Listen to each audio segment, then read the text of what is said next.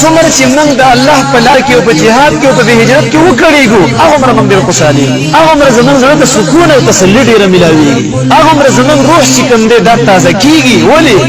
ځکه موږ یو چې د الله لپاره موږ څه وکړو موږ په دې څه باندې شو چې کېدې شي رب موږ وبخي ځکه لږ لږ د الله لپاره وکړې دي ولای استقلال په دین قرباني ګو د رب المجید په دین قرباني ګو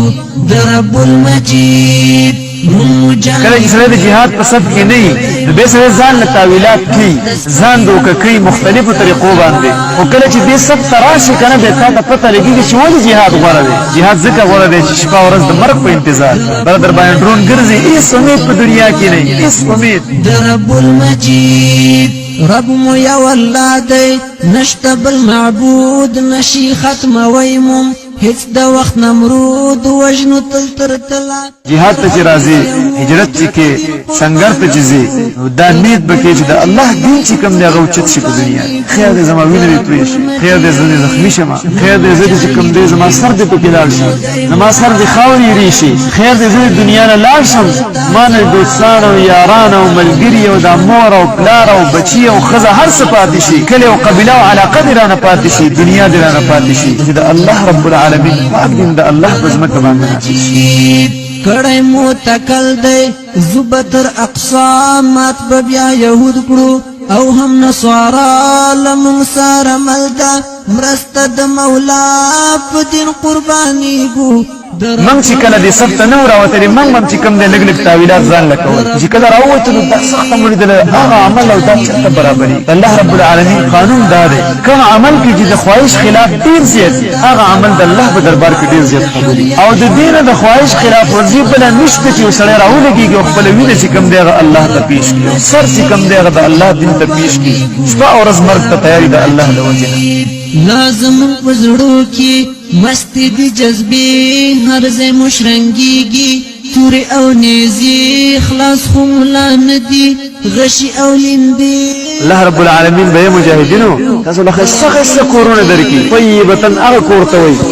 چې ظاهري لحاظ سره ډیر چته او ډیر اعلی کوري او طیبتن پاک کوري پاک د الله نه فرمانی پکې نه ګناه پکې نه خفګان پکې نه مشکل او مصیبت پکې نه بیماری پکې نه دغه پاک کورونه بدل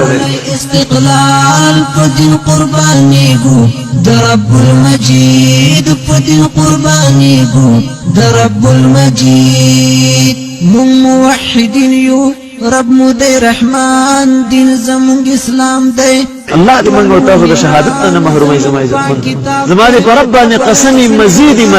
والله العظیم چې مزید والله العظیم چې کامیابی ده والله العظیم خوندونه دي په الله مې قسمي لذتونه دي مجاهدین یو ورنو دای مورال د حق مختص پریو کفر تا زوال غواړو د حریت ژوند په دې تور غرونو کې په دې زنګرونو کې سړې لیوانو خړلې وې کنه لیوانو سره قبر متنوي ملاو شو چا ته پته نه لګیدل چې پلان کې چرته ورخصو په دې غر کې والله العظیم د الله رب العالمین د عظمت په مقابل کې دام ډیره کم ده قربانيږي